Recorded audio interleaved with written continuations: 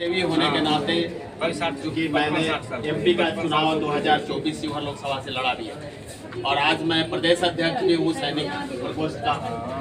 मैं राष्ट्रीय अध्यक्ष भी हूँ सीकर भारत का अपने फौजी संस्था का और वेटरन इंडिया का मैं राष्ट्रीय सचिव भी हूँ इंचार्ज बिहार। ये हमारा सौभाग्य है कि आज विश्व स्वास्थ्य संगठन दिवस के अवसर पे मुझे इन बच्चों ने बुलाया है। सब हमारे छोटे भाई हैं, बहन हैं, बच्चे जैसे हैं और क्योंकि यहाँ का नुमाइंदा होने के नाते आप सभी को पता है कि विश्व स्वास्थ्य संगठन की शुरुआत जो हुई थी वो 7 अप्रैल 1948 को हुई थी, लेकिन ये विश्व स्वास्थ्य संगठन दिवस मनाया जाने लगा 7 अप्रैल 2050 से। मतलब इसका प्रादुर्भाव जो हुआ वो 7 अप्रैल 2050 से हुआ।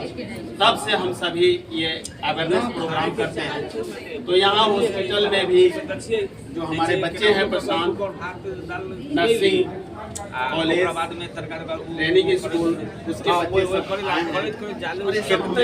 बच्चे कितने अनवरत ड्यूटी करते रहते हैं, इतना ये काम करते हैं। तो आज ये बच्चे जो है कुछ के माध्यम से कि जिससे कि हमारा स्वास्थ्य, देखिए हम एक एक लोगों को पहचानते हैं। हमारे मोहम्मद जुबैर साहब जिनका डायलिसिस चलता है, अभी सवेरे जनरल वार्ड में थे। क्यों जुबैर साहब, अभी आप ठीक हैं? तो भगवान करे आपको हमारी भी उम्र लगे, आप स्वस्थ रहिए, ले जाइए। तो बच्चे जो है आप स्किट के माध्यम से आप लोगों के सामने प्रस्तुत करेंगे तो मुझे भी देखने का मौका मिलेगा। तो मैं बच्चों को आग्रह करता हूँ कि चलिए आप लोग शुरू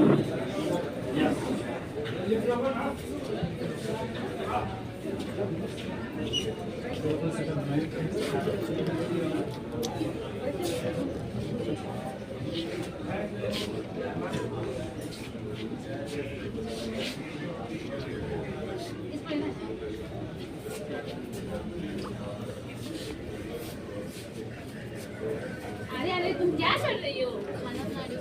अरे तुमको पता है तुम अभी प्रेग्नेंट हो, तुमको खाना बनाना नहीं है, तुमको अभी आराम करने की जरूरत है। अभी कर सकते हैं ना, अभी आराम करने की जरूरत है, हम कर लेंगे, कोई बात नहीं, अभी कर लेंगे।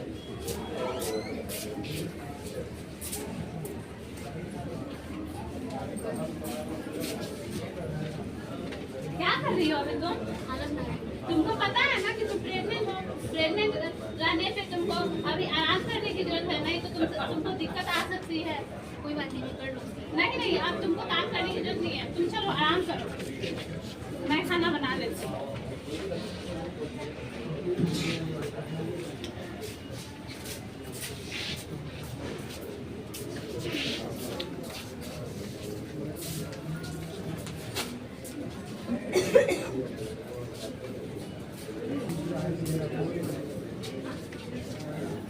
आप क्या कर रही हैं? ऐसे करवाती है ब्रेस्ट फीडिंग? अरे आप ये क्या कर रही है? खड़े होकर ब्रेस्ट फीडिंग नहीं करवाया जाता है। खड़े होकर ब्रेस्ट फीडिंग करवाने से बच्चे की ट्रैकिया नहीं जा सकता है, इससे आपके कमर में भी दर्द हो सकता है। खड़े होने में आपके ब्रेस्ट में भी दर्द होने का चांस बढ़ सकता है। बच्चों के तो अगर कान से ब्लड मिल के चला जाएगा इसके माउथ में, तो इसको निमोनिया होने का खतरा बढ़ जाएगा। आप हमेशा इसको ब्रेस्ट फीडिंग बैठ के करवाया कीजिए, कभी भी सोकर या फिर खड़े होकर इसको ब्रेस्ट फीडिंग नहीं करवाया कीजिए, ठीक है? ये ब्रेस्ट फीडिंग के बारे में एजुकेशन दे रहे थे, ये अपने बच्चे को खड़े पर ब्रेस्ट फीडिंग करवा रहे हैं।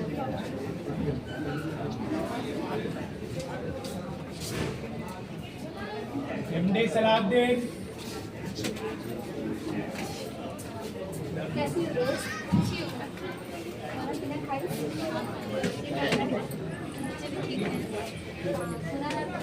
एक महीने का हो गया, समय टीका लगा था?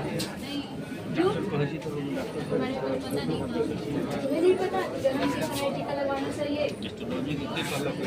और बात है, बच्चा कितने मंथ का हुआ है तो अभी भी तुम लगवा सकते हो।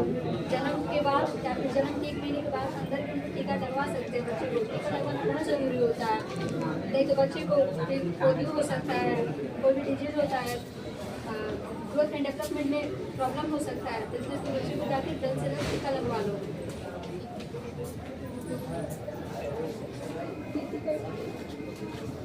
तो अब हम जानेंगे ब्रेस्ट फीडिंग कभी भी हमें खड़े होकर या फिर सोकर ब्रेस्ट फीडिंग नहीं करवाना चाहिए, क्योंकि इससे बच्चे के कान में भी ब्लड जाने मिल्क जाने का चांस बढ़ सकता है, जिससे बच्चे को निमोनिया होने का खतरा बढ़ सकता है। इससे लेडीज पे भी असर पड़ सकता है, उनके कमर में दर्द हो सकता है, जिसके कारण बच्चे को भी बहुत सारे डिजीज का सामना करना पड़ सकता है। जिसके कारण हम कभी भी ध्यान दें कि बच्चे को खड़े होकर दूध ना पिलाएं, ना ही कभी सोकर दूध पिलाना चाहिए, हमेशा बैठ कर ही दूध पिलाना चाहिए। Thank you students. तो आज हम लोग ने विश्व स्वास्थ्य दिवस के अवसर पे एक छोटा सा हमने नाटक या फिर रोल प्ले देखा। होप करते हैं आप लोग को इससे कुछ आपको सीखने को मिला होगा। तो इस साल का हमारा 2025 का थीम है हेल्दी बिगनिंग होपफुल फ्यूचर्स, यानी कि हेल्दी बिगनिंग मतलब जब हम लोग कोई बच्चे का शुरुआत होता है, जीवन शुरुआत होता है, शुरुआत तो मदर के पेट में ही हो जाता है। तो उसे शुरुआत हम इसीलिए हम लोग ने पहले सीन में दिखाया कि कैसे डाइट इम्पोर्टेंट है, खाना कैसे इम्पोर्टेंट है एक एंटीनेटल मदर के लिए जो एक बच्चा कैरी कर रही है, अपने कोख में जो बच्चा कैरी कर रही है उनके लिए कैसे डाइट इम्पोर्टेंट है। ठीक है, बैलेंस डाइट देना है, वर्कलोड कम करना है उनके ऊपर, ताकि बच्चे में न्यूट्रिशन अच्छे से जाए, मदर भी हेल्दी रहे। तो पहला सीन का वही अर्थ था कि हम लोग को न्यूट्रिशन कैसे प्रोवाइड करना है ताकि बच्चे का जो बिगिनिंग है, शुरुआत अच्छे से हो। इसके बाद दूसरा सीन हमने देखा कि जब बच्चा डिलीवर हो जाता है, ठीक है, तो हम लोग ने इसमें इम्यूनाइजेशन देखा, टीकाकरण जिसे हम कहते हैं। पहले के ज़माने में हम लोग टीकाकरण को इतना ज़्यादा सीरियसली नहीं लेते थे, पर अब के समय में क्या है, बहुत सारा टीकाकरण का शेड्यूल बन चुका है, जिसे हम लोग नेशनल इम्यूनाइजेशन शेड्यूल कहते हैं, उसे फॉलो करते हैं। ठीक है, तो टीकाकरण किस लिए इम्पोर्टेंट है, उससे क्या क्या बीमारियाँ हो सकती हैं, बहुत सारी बीमारियाँ हो सकती हैं। आजकल आपके सबके पास कार्ड होता है जिसमें आप देखते हैं ताकि कोई भी टीका छूटे नहीं, और सरकार ने बहुत सारा